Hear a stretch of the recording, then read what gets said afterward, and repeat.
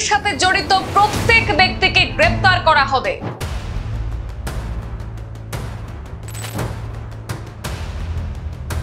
রাজ্যে যাতে পুনরায় ট্রেডিং কেলেঙ্কারির ঘটনা না ঘটে তার জন্য ব্যবস্থা গ্রহণ করা হবে।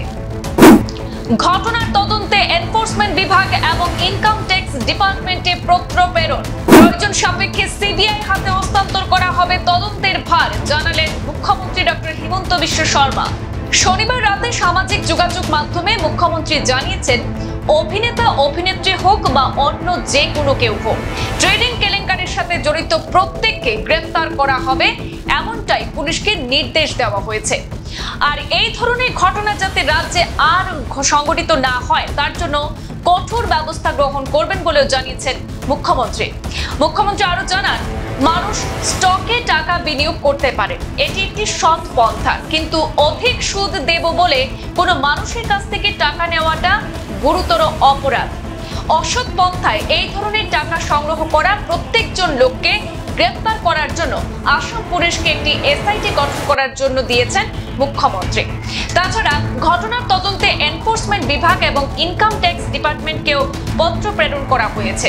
মুখ্যমন্ত্রী জানান, এই ঘটনাটিতে আন্তর্জাতিক চক্র জড়িত থাকলে প্রয়োজনে সিবিআই কেও তদন্ত ভার দেওয়া হবে। আমরা শুনে নেব মুখ্যমন্ত্রী কি বললেন। এতিয়া বহু ব্যক্তিয়ে কৈ আছে যে ট্ৰেডিঙৰ লগত জড়িত অপৰাধীবিলাক ধৰিব পাৰিবনে নাই। মই যেতিয়াই সাংবাদিকক লগ পাওঁ এগৰাকী বিশেষ অভিনেত্ৰীৰ কথাও মোক সোধে। মই অৱশ্যে কোনো ব্যক্তিৰ বিৰুদ্ধেও ক'ব নোখোজো আৰু মই ব্যক্তিগতভাৱে ঘটনাটো চোৱাও নাই, কিন্তু পুলিচক মই নিৰ্দেশ দিছো, অভিনেতাই হওক অভিনেত্ৰীয়ে হওক বা আন কোনোবাই হওক, ট্ৰেডিঙৰ লগত জড়িত প্ৰত্যেকগৰাকী ব্যক্তিকে আমি গ্ৰেপ্তাৰ কৰিব লাগিব। আৰু এই ট্ৰেডিঙৰ লগত জড়িত ঘটনা যাতে অসমত পুনৰাবৃত্তি নহয় তাৰ বাবে আমি ব্যৱস্থা ল'ব লাগিব।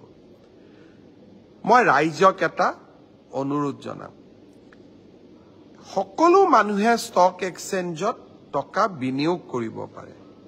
তাৰ কাৰণে ৰাস্তা কি, এটা ডিমেট একাউণ্ট খুলিব লাগে আৰু ডিমেট একাউণ্টৰ জৰিয়তে আমি ষ্টকত আমাৰ ধন বিনিয়োগ কৰিব পাৰোঁ।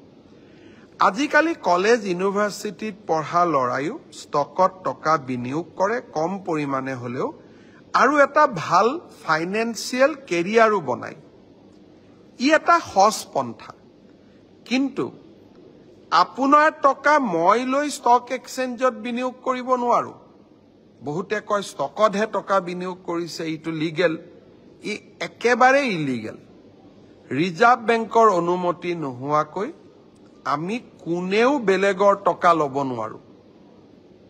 আৰু 30% সুদ দিম বুলি কাগজত লিখি দিয়া, ইটো আৰু অপৰাধ। দুখীয়া মানুহৰ টকা লোৱা ই আৰু অপৰাধ। আমি অসম পুলিচক আজি এটা এসআইটি গঠন কৰিব দিছো, যাতে এই ধৰণে মানুহৰ পৰা টকা সংগ্ৰহ কৰা প্ৰত্যেকজন ব্যক্তিক আমি গ্ৰেপ্তাৰ কৰিব পাৰোঁ। বহুতে কয় যে এই ঘটনা চলি আছিল, ময়ো নাজানিছিলোঁ। কিছুদিন আগতে এটা এনেকুৱা ট্ৰেডিং কোম্পানীয়ে মোক অনুৰোধ কৰিলে যে 1 কোটি টকা আমি CM ৰিলিফ ফাণ্ডত দিব খোজোঁ। মোৰ সন্দেহ হ'ল যে 1 কোটি টকা ডেকা ল'ৰাকেইজনে কিয় দিব খুজিছে CM ৰিলিফ ফাণ্ডত। তেওঁলোকে টকাই বা ক'ৰ পৰা পালে। তেওঁলোকৰ বিষয়ে কিছু খবৰ সংগ্ৰহ কৰিলোঁ। লগে লগে মোৰ সন্দেহ হ'ল, পুলিচক ঘটনাটোৰ তদন্ত কৰিব দিলোঁ। আজি এতিয়া ঘটনাটো বিয়াগুম ঘটনালৈ পৰিগণিত হৈছে। মই আশা কৰোঁ পুলিচে ক্ষিপ্ৰতাৰে তদন্ত কৰিব আৰু ব্যৱস্থাও ল'ব। কিন্তু লগে লগে আমি এই ঘটনাটোৰ তদন্ত কৰিবলৈ এনফোৰ্সমেন্ট ডাইৰেক্টৰ, প্ৰৱৰ্তক নিৰ্দেশালয় আৰু ইনকাম টেক্স ডিপাৰ্টমেণ্টলৈকেও চিঠি লিখিছোঁ আৰু মোৰ পৰ্যায়তো মই এই বিষয়ে উচ্চ পদস্থ বিষয়াসকলৰ লগত টেক আপ কৰিম। আৰু কিছুদিন তদন্তৰ পিছত যদি মোৰ মনে ধৰে যে ইয়াত আন্তঃৰাজ্যিক চক্ৰও জড়িত আছে, বা অসম পুলিচে তদন্ত কৰিবৰ বাবে টেকনিক্যালি ইকুইপ নহয় প্ৰয়োজন সাপেক্ষে এই ঘটনাটো সিবিআইৰ হাতলৈ গটাই দিবৰ বাবেও আমি সাজু হৈ আছো।